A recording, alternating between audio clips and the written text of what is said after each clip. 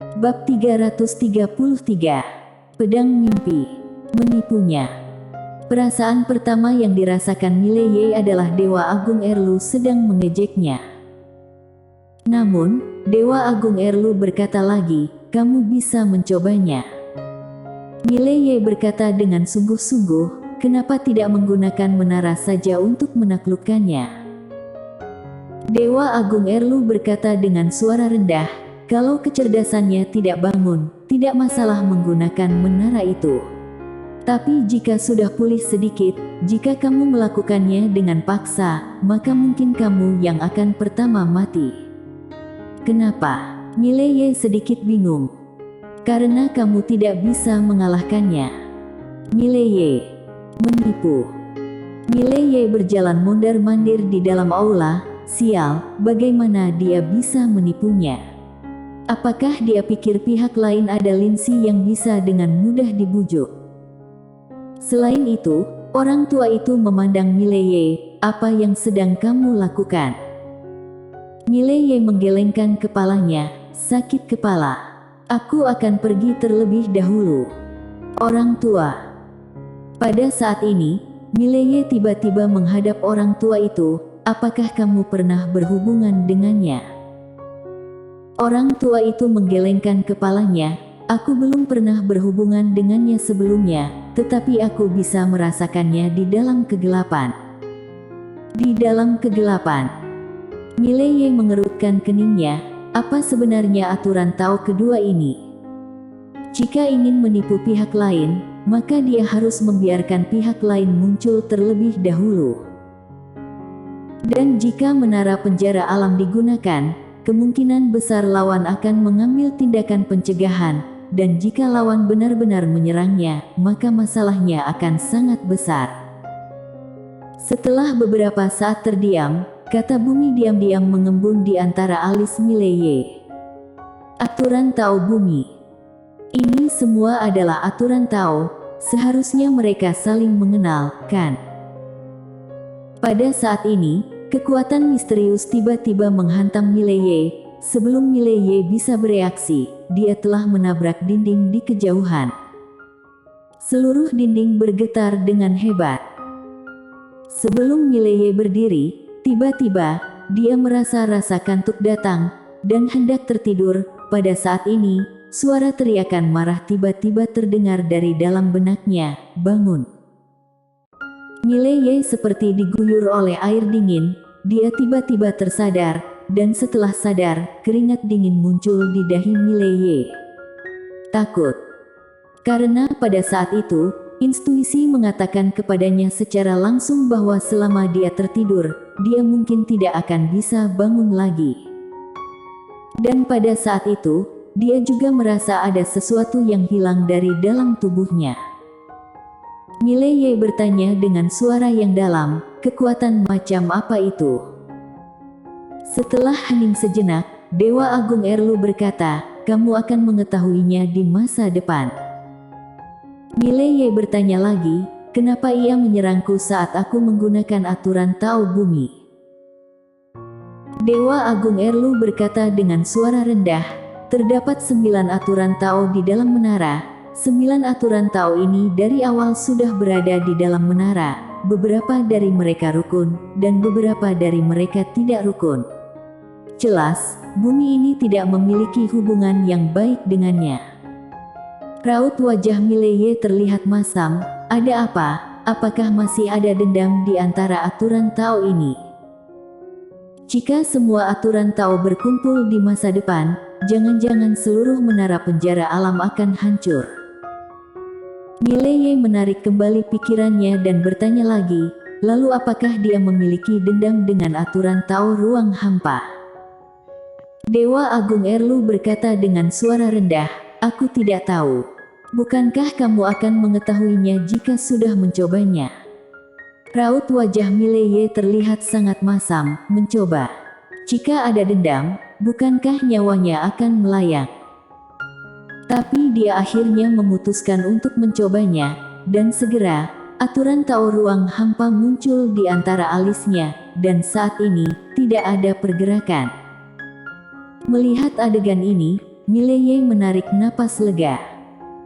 Jelas, tidak ada keluhan antara aturan Tao di lantai 2 dan aturan Tao di lantai 3. Pada saat ini, cahaya putih tiba-tiba melayang di depan Mileye. Di dalam cahaya putih, terdapat sebuah kata, tapi agak kabur, dan Mileye tidak bisa melihatnya dengan jelas. Aturan Tao. Melihat cahaya putih ini, Mileye tiba-tiba menjadi sedikit bersemangat. Orang tua di sisi lain melihatnya dengan ekspresi heran. Pada saat ini, cahaya putih berputar di samping tubuh Mileye, seolah-olah dia sedang melihat sesuatu. Cepat tipu dia. Pada saat ini, suara Dewa Agung Erlu tiba-tiba terdengar di dalam benak Mileye, cepat tipu dia. Mileye. Pada saat ini, Linsi tiba-tiba muncul di depan Mileye. Melihat Linsi, raut wajah Mileye berubah, dan dia buru-buru berkata, "Untuk apa kamu keluar?" Linsi melirik cahaya putih dan berkata dengan penuh semangat, "Apa ini?" Mileye hendak berbicara, tetapi Linsi memeluk cahaya putih, dan pada saat ini, cahaya putih tiba-tiba meledak dengan aura yang kuat, dan aura ini menerbangkan Linsi. Raut wajah Mileye berubah drastis, dia dengan cepat menangkap Linsi. Setelah Linsi tertegun sebentar, saat berikutnya, dia sangat marah, dia melihat cahaya putih, "Kamu memukulku." Setelah mengatakan itu, dia langsung terbang, dan saat berikutnya, di bawah tatapan terkejut Mileye, dia berubah menjadi aura putih dan menabrak cahaya putih. Cahaya putih terbang dalam sekejap, langsung bertabrakan dengan dinding di kejauhan dan runtuh. Tapi saat berikutnya, cahaya putih bergegas menuju Linsi lagi, dan Linsi menggerakkan tangan kecilnya. Saat berikutnya, kekuatan yang kuat tiba-tiba berkumpul dari telapak tangannya, dan dalam sekejap, dia berteriak kecil, lalu membuat segel, "Pergi matilah." Cahaya putih diterbangkan lagi, dan langsung meruntuhkan seluruh aula. Di dalam aula, Mileye dan orang tua itu tercengang. Mileye benar-benar tercengang. Di kejauhan, kedua orang itu masih berkelahi, tetapi Linsi benar-benar menekan aturan Tao. Dan pada saat ini, aturan Tao dikejar oleh Linsi. Mileye menggerakkan tenggorokannya, lalu berkata, "Dewa Agung Erlu, ternyata Linsi kecil ini bisa bertarung dengan sangat baik. Hal ini sangat normal." Dewa Agung Erlu berkata dengan suara rendah, "Bagaimana bisa sebuah sumber energi menjadi lemah?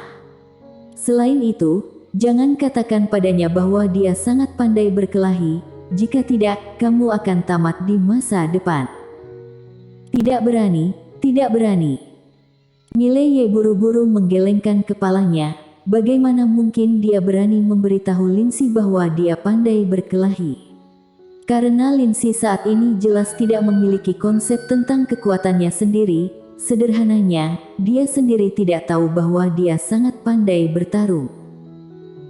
Begitu memberitahunya bahwa dia pandai berkelahi, pada saat itu, orang kecil ini pasti akan berubah menjadi sangat hebat. Pada saat ini, Linsi tiba-tiba datang ke depan Mileye dengan bola cahaya putih di tangannya, menatap Mileye, dan menyeringai, "Berikan ini padaku." Mileye mengangguk, "Baik, baik, kamu bawalah ia untuk bermain di dalam." Linsi mengedipkan matanya, merasa sangat senang, "Kalau begitu aku akan membawanya." Mileye mengangguk dan berkata dengan serius, "Baik." Dengan itu, Linsi kembali ke dalam menara penjara alam dengan aturan Tao di tangannya. Di luar, Mileye merasa sangat bingung, kenapa aturan Tao kedua tidak bisa mengalahkannya. Dewa Agung Erlu berkata, aturan Tao kedua memiliki kemampuan khusus. Bagi sebagian orang, itu adalah keberadaan yang tak terkalahkan, tetapi untuk beberapa keberadaan, ia sama sekali tidak berdaya. Linsi adalah sumber energi langit dan bumi, tepatnya, ia adalah tubuh spiritual, dan kemampuan khususnya tidak berpengaruh padanya, mengerti.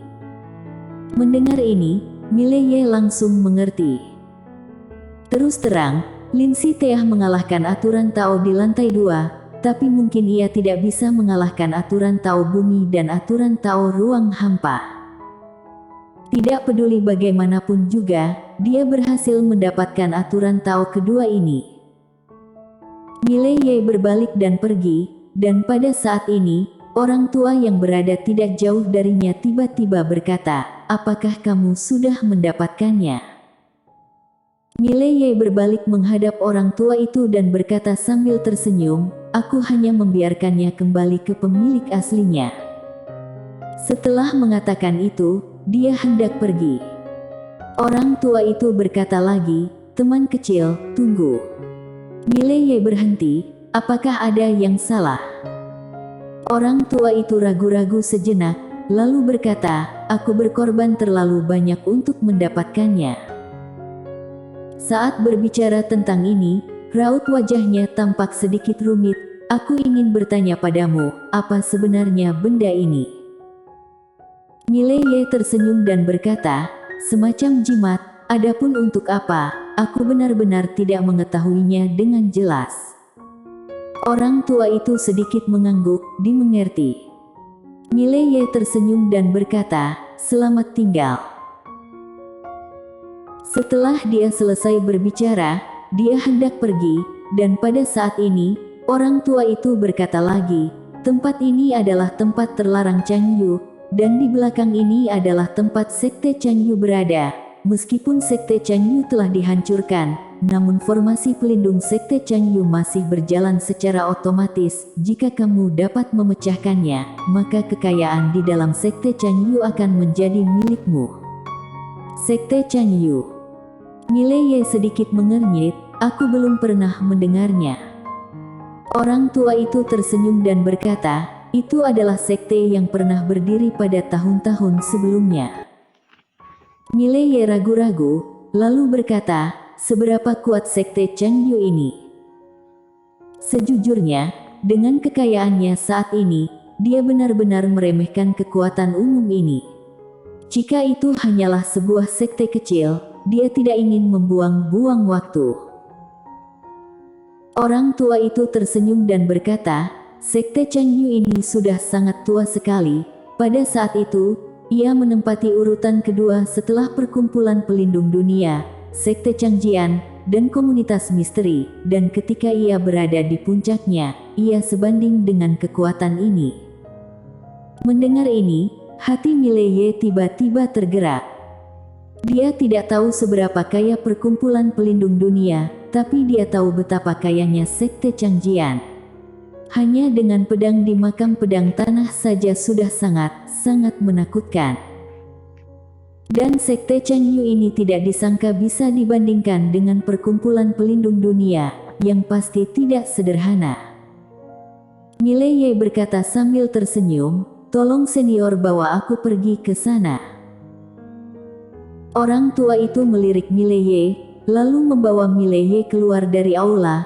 Di luar aula, orang tua itu melirik mayat-mayat itu, menggelengkan kepalanya dan menghela napas. Dia tidak mengatakan apa-apa, kemudian membawa Mileye ke belakang.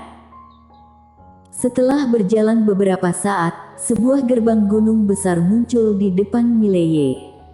Gerbang gunung ini lebih besar daripada gerbang gunung Sekte Changjian. Dan di balik gerbang gunung ini, terdapat banyak aula. Mendominasi. Ini adalah perasaan pertama yang dirasakan Mileye. Pada saat ini, dia percaya apa yang dikatakan orang tua itu. Sekte Changyu ini benar-benar tidak mudah. Mileye hendak berjalan masuk ketika orang tua itu tiba-tiba menggelengkan kepalanya. Ada formasi besar. Saat dia mengatakan itu, dia menghentakkan kaki kanannya dengan lembut, dan sebuah batu terbang, tetapi menghilang tanpa jejak sebelum mendekati gerbang gunung. Melihat ini, ekspresi Mileye menjadi sedikit serius. Orang tua itu tidak berbicara, tetapi memandang Mileye. Jelas, jika Mileye tidak memiliki cara, maka benar-benar tidak ada cara lain. Setelah hening beberapa saat, Mileye berjalan ke depan gerbang gunung. Dia hendak menggunakan pedangnya untuk mencoba, dan orang tua di sampingnya dengan cepat berkata, "Jangan memaksa, jika kamu bertindak dengan paksa, formasi akan segera digerakkan. Pada saat itu, kita semua akan mati di sini." Mileye tersenyum pahit, jika tidak bertindak dengan paksa, maka tidak ada cara lain. Bodoh. Pada saat ini, suara Dewa Agung Erlu tiba-tiba terdengar di dalam benak Mileye. Aturan Tao ruang hampa, gunakan aturan Tao ruang hampa untuk masuk ke dalam. Mileye tertegun, lalu berkata, "Apakah bisa?" Setelah dia selesai berbicara, dia tidak menunggu Dewa Agung Erlu menjawab, langsung mengaktifkan aturan Tao ruang hampa, dan dalam sekejap, dia menghilang di tempat. Orang tua itu tercengang. Dan ketika Mileye muncul lagi, dia sudah berada di dalam gerbang gunung itu. Orang tua. Pada saat ini, Mileye merasa sangat gembira, ternyata benar-benar bisa. Seperti teringat akan sesuatu, dia menghadap orang tua yang berada tidak jauh darinya. "Maaf, aku bisa masuk karena teknik khusus di tubuhku. Jangan khawatir, Yang Mulia, setelah aku masuk, aku akan menemukan cara untuk memecahkan formasi, kemudian Yang Mulia baru bisa masuk."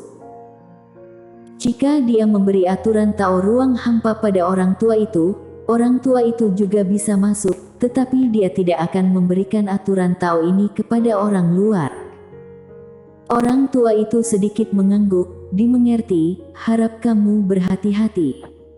Mileye mengangguk, berbalik dan berjalan masuk.